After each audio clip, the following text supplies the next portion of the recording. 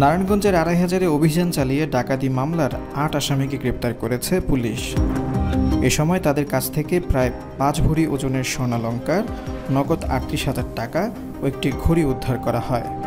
গ্রেপ্তারকৃতরা হলেন মোহাম্মদ রাসেল মিয়া, জুয়েল মিয়া, কালিমুল্লাহ, নাইম, রাসেল মিয়া, মোহাম্মদ শান্ত, শাকিল মুখা ও নাদিম।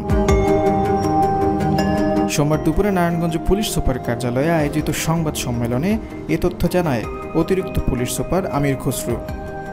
পুলিশ জানায়, গত ৪ জুলাই রাতে ৮-১০ জন ডাকাত দলের সদস্যরা ধারালো অস্ত্র দিয়ে ২৫০০ উপজেলা ছাত্রলীগের সেক্রেটারির বাড়িতে দুপ্তারা ইউনিয়নের কালীবাড়ির ভিতরে প্রবেশ করে বাদীকে সহ তার বড় ভাই মামুন, সুমন, ভাবি শামী আক্তার, বড় বোন পপি সারোয়ার পুষ্পর হাত মুখ বাঁধে।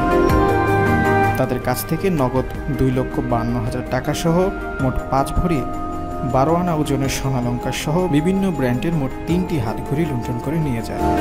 পরবর্তীতে অভিযোগের ভিত্তিতে ২৫০০ থানায় মামলা দায়ের হলে এর প্রেক্ষিতে ২৫০০ থানা পুলিশ কর্তৃক বিশেষ অভিযান পরিচালনা করে ২৫০০ থানাধীন বিভিন্ন এলাকা হতে ৮ জন আসামি গ্রেপ্তার করা হয়। এ সময় আসামিদের কাছ থেকে লুণ্ঠিত নগদ টাকা ও স্বর্ণালংকার উদ্ধার করা হয়। প্রাথমিক জিজ্ঞাসাবাদে আসামিরা ঘটনার সত্যতা সহ জড়িত থাকার কথা স্বীকার করে। গ্রেপ্তারকৃত আসামিদের নামে পূর্বে ডাকাতি মামলা রয়েছে। গত ৪ তারিখ দিবাগত রাতে ২৫০০ থানার দুপ্তারা ইউনিয়নের কালীবাড়িস্থ সাদ্দাম হোসেনের বাড়িতে একদল সশস্ত্র ডাকাত প্রবেশ করে বাড়ির সকল লোকজনকে হাত পা বেঁধে ৫ ভরি ১২ আনা স্বর্ণালংকার, নগদ ২,৫২,০০০ টাকা সহ ৩টি হাতঘড়ি ডাকাতি করে নিয়ে যায়।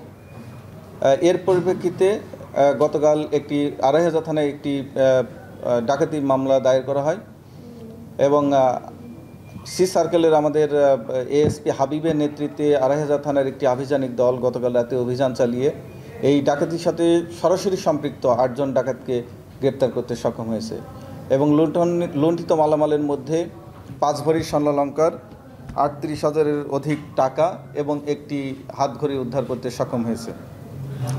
এই ৮ জনকে আজকে বিজ্ঞ আদালতে প্রেরণ করা হবে এবং প্রত্যেককে রিমান্ডে এনে তাদেরকে জিজ্ঞাসা করা হবে এই ডাকাতির সাথে আর কারা কারা জড়িত আছে এবং ইতিপূর্বে আর কোনো ডাকাতির ঘটনায় তারা জড়িত আছে কিনা।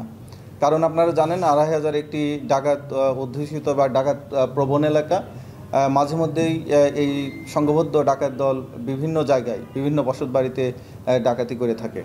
এখানে উল্লেখ্য যে ৮ জন ডাকাতকে ধরা হয়েছে, এই ৮ জনের মধ্যে ৭ জনই ২৫০০-এর বাসিন্দা এবং তাদের বয়স গড়ে দেখা যাবে যে ২১ থেকে ৩২ বছরের মধ্যে।